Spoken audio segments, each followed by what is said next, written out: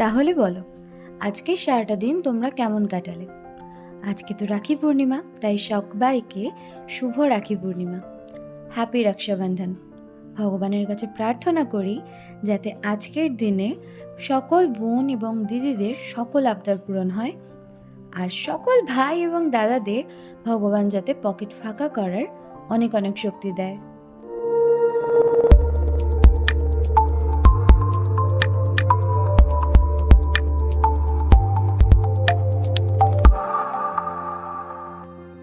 তো আজকের সকালটা আমি শুরু করেছিলাম আমার গুল্লুর সঙ্গে।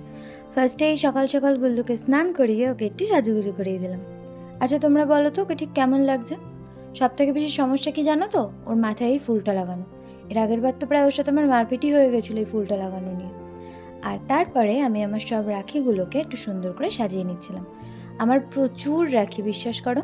আমার মা বলছিল এত রাখি তুই কাকে পরাবি, কিন্তু অ্যাকচুয়ালি লোক অনেক ছিল। আর এই প্লেটটা দেখো, এটা আমি আমার একটা ফ্রেন্ডের কাছ থেকে নিয়েছি। ওর ফেসবুকে একটা নিজস্ব পেজ আছে, আর্ট লাইফ বলে, তোমরা চাইলে ভিজিট করে আসতে পারো। আর তোমরা চাইলে তোমাদের পছন্দ মতন এরকম অনেক কিছু ওর কাছে অর্ডার করতে পারো। আমার তো ভীষণ ভালো লেগেছিল। আর এরপরে সমস্ত রাখিগুলোকে আমি প্যাকেট থেকে খুলে খুলে আমার গুল্লুর পায়ে ছুঁয়ে নিয়ে সুন্দর করে সাজিয়ে নিচ্ছিলাম। আর জানো তো, আজকে গুল্লুর ভোগ রান্না করার দায়িত্বটাও আমার ছিল, কারণ মা তো সবার জন্য রান্না করছিল। তাই আজকে আমি ওকে পোলাও আর আলুর দম করে দিয়েছিলাম। কি জানি ওর কেমন লেগেছে, আমার তো বেশ ভালোই লাগলো। তো ভোগ করা কমপ্লিট, আর আমি ওকে নিবেদনও করে দিয়েছি। আমি ভেবেছিলাম আগে ওকে খাইয়ে নেব, আর রাখির সময় যেহেতু এবার দুপুরে পড়েছিল, তাই দুপুরবেলায় ওকে রাখি পরাবো। গুল্লুকে খাওয়ানো কমপ্লিট করে আমি চলে এলাম নিজে রেডি হব বলে। এত গরমে আগের থেকে রেডি হওয়া না একদম যায় না, জানো তো। আচ্ছা চলো, রেডি হতে হতে তোমাদেরকে একটা ঘটনা বলি। মায়ের কাছে শুনেছি ছোটোবেলায় নাকি আমার দুটো ছোটো ছোটো পাশ বালিশ ছিল, আর ওই পাশ বালিশ দুটোকে নাকি আমি আমার দুটো ভাই বানিয়ে খেলতাম। আর কথায় আছে না, ভগবান বাচ্চাদের কথা আগে আগে শোনে। আমি বোধহয় ভগবানের কাছে প্রেও করেছিলাম যাতে আমায় দুটো ভাই দেয়। আর এই দেখো, সত্যি সত্যি ভগবান আমাকে দুটো ভাই দিয়ে দিয়েছে। আমার দুটো হাত, জানো তো, আমার সমস্ত কাজ ওরাই প্রায় করে দেয়। যেমন দেখো, আমাকে হেল্প করতে এসেছে।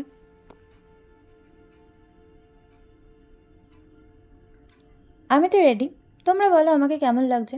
গরমে আমার তো নিজেকে একদমই ভালো লাগছে না। তো ফার্স্টে আমার মা আমার মামাকে রাখি পরিয়ে দিল।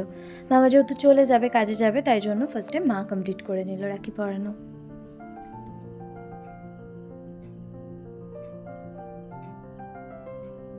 আর এরপর এলো আমার টার্ন। আমি সবার ফার্স্টে আমার গুল্লু ভাইকে রাখি পরিয়ে নিলাম।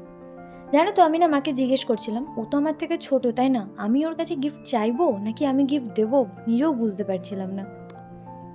তাই চেয়েই নিলাম। হ্যাঁ, ওর জন্য কিছু গিফট ছিল। আর এরপরে সবাইকে আমি এক এক করে রাখি পরিয়ে দিলাম। দেখো, আমার কান্নুকে রাখি পরিয়েছি, আমার কৃষ্ণকে রাখি পরিয়েছি, সবাইকে রাখি পরানো কমপ্লিট হয়ে গেছে। আর ওদের সবাইকে রাখি পরানোর পরে এবার চলে এলাম আমার সেই পাশবালিশের স্বপ্ন দেখা আমার দুই ভাইয়ের কাছে। জানো তো, আমি এত বছর ধরে রাখি পরাচ্ছি, কিন্তু আজ পর্যন্ত কোনো দিনও ভাইদেরকে এটা বলিনি যে রাখি কেন পরানো হয়।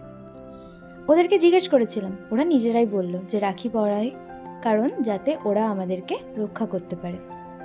তাই লাইফে এই ফার্স্ট টাইম রাখি পরিয়ে আমার ভাইদেরকে বললাম যে রাখি শুধুমাত্র দিদি বা বোনরা পরাচ্ছে বলে এটা নয় যে শুধুমাত্র নিজের দিদি বা বোনকেই সম্মান করা হবে, ভালোবাসা হবে, রক্ষা করা হবে।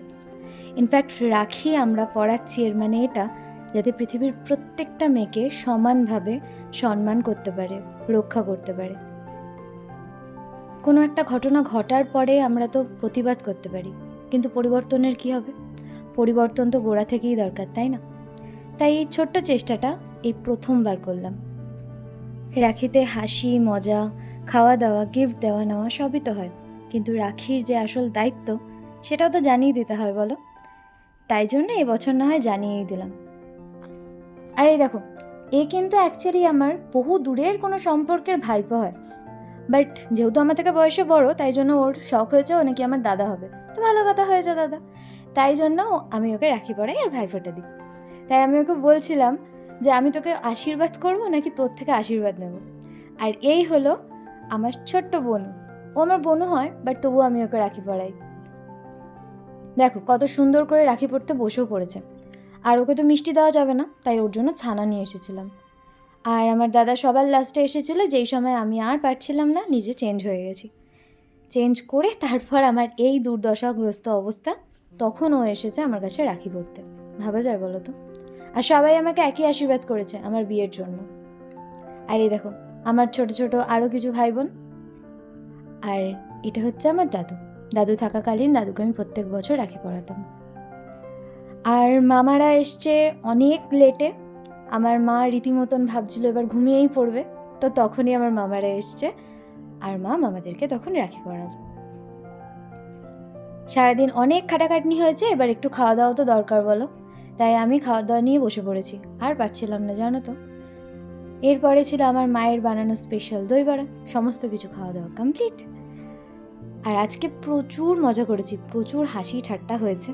আর ওকে আমি বলছিলাম তুই তো আমার ভাইপো হোস, আমার ছেলের মতন হোস। আর সারাদিন পরে অনেক খাটাখাটনি করার পরে আমার মতো আকাশও টায়ার্ড হয়ে গেছে দেখো, তাই ওর একটু ঘুম ঘুম চোখ, আর আমারও প্রচণ্ড ঘুম পাচ্ছে। তো আমি তো চললাম ঘুমাতে, আর তোমরা জানিও তোমাদের ভিডিওটা কেমন লেগেছে, আর অনেক অনেক মজা করো।